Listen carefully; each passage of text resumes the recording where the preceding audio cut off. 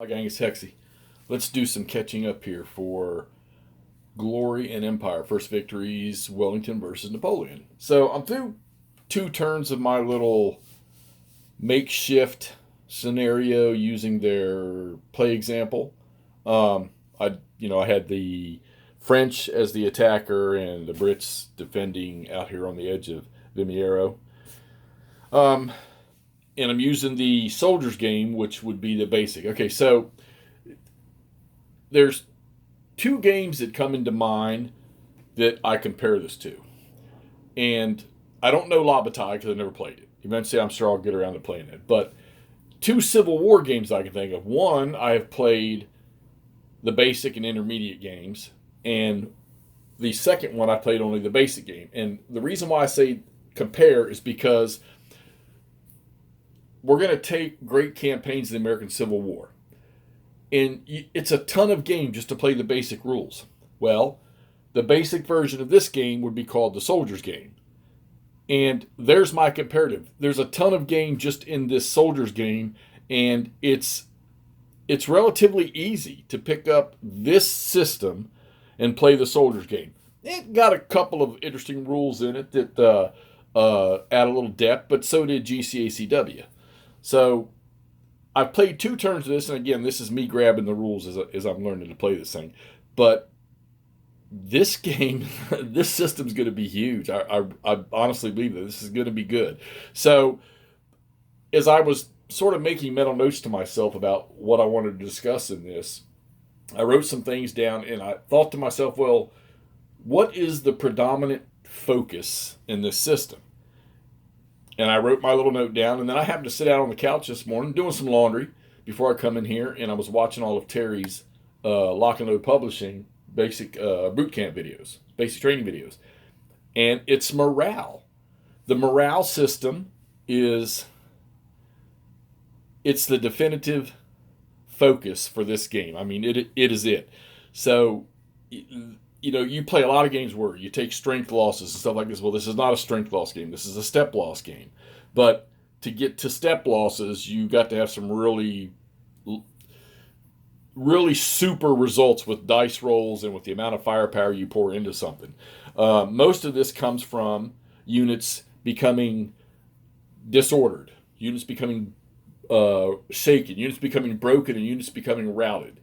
And a lot of that is done by offensive and defensive fire, or the fire segment, or the artillery fire segment, or reaction fire, or the offensive and defensive fire prior to a close assault or a charge, or during the procedures for that.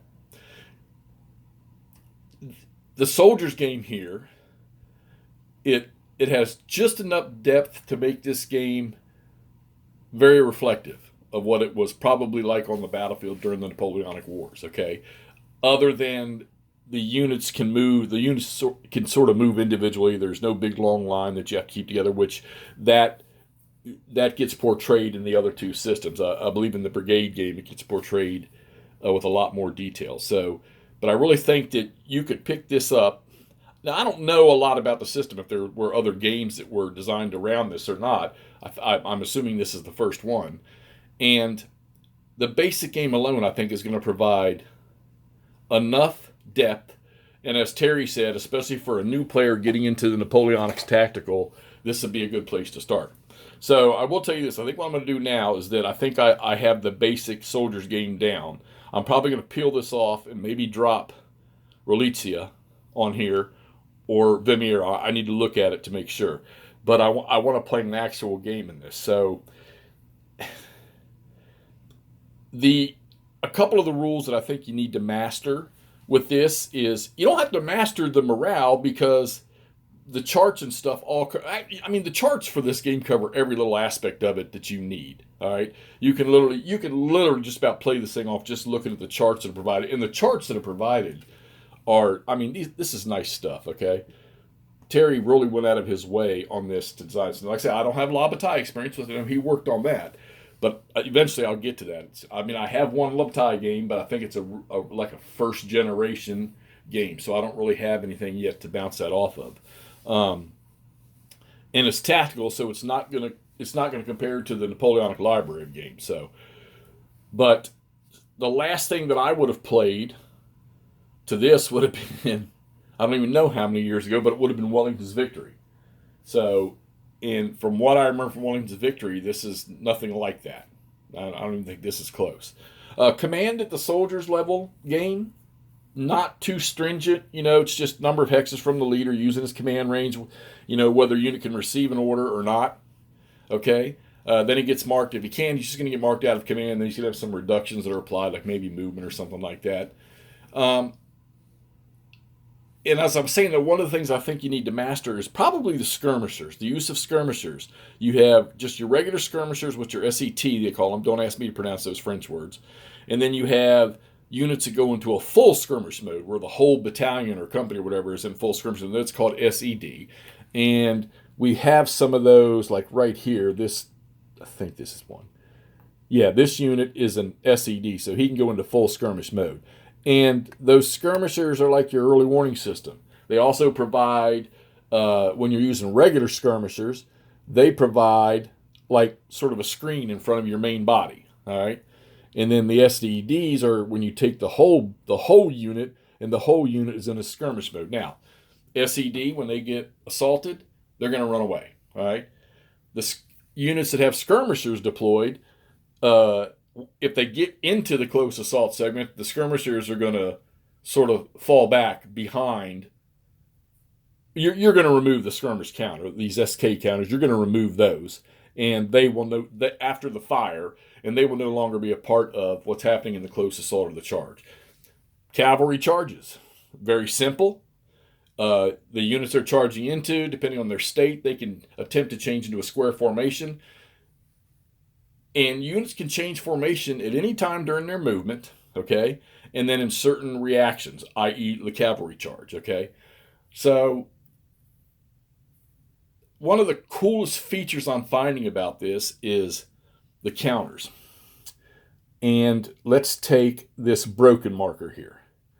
So they put that little minus 15 and that minus 1. So if they're firing, and let's say this unit has 3 strength points firing, well, they're going to get 1 column shift back to the left, or they're only firing like 2 because of that minus 1. If they're rolling for morale and they're in a broken state, whatever their morale roll is, you're going to minus 15 off of that. And then there's charts that have all these different things that can modify the die roll. And in this game here, units morale is this big number on the right. And I want you to notice all the broken and routed and shakens that I have on these units is because morale rolls, I am terrible at rolling these 2 dice when you got to roll less than a 36, and then you're going to have minus 20 for minus 15 for this marker, minus 20 for that, and there's other modifiers that can come into play. So yeah, needless to say, almost every French unit on the board has some sort of non-normal morale state, other than the artillery, who happens to be out of command, and the 1 cavalry, who are this leader on it, okay?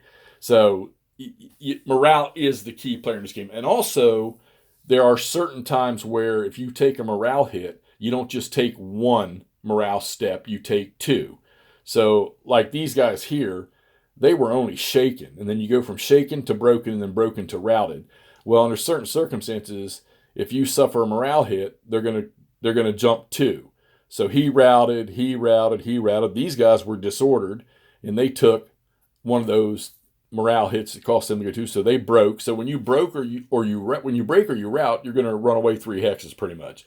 And then you're facing, when you're in these statuses, broken and routed, is all around. Okay, but of course you're losing. Look at this. You're getting a minus 2 to any fire. All right, and you're getting a minus 20 to any morale check off the dice roll. And I'm not one of these people that rolls 70s, 80s, and 90 somethings all the time, as you can tell from this right here. Okay, so firepower in this game, just in your fire segment. In the soldiers game, the artillery's not using all his boxes here. He's only using the white box right there.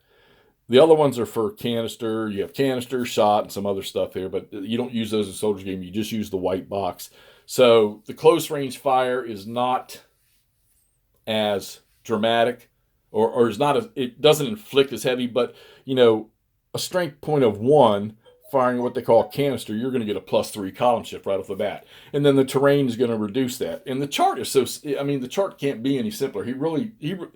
I've never seen a fire chart like this. So where you can roll up to a certain number on your dice, that there's no effect. And then maybe another certain range after that of 10 points might be a morale check. And then maybe the next one's a morale check -10 on the dice roll.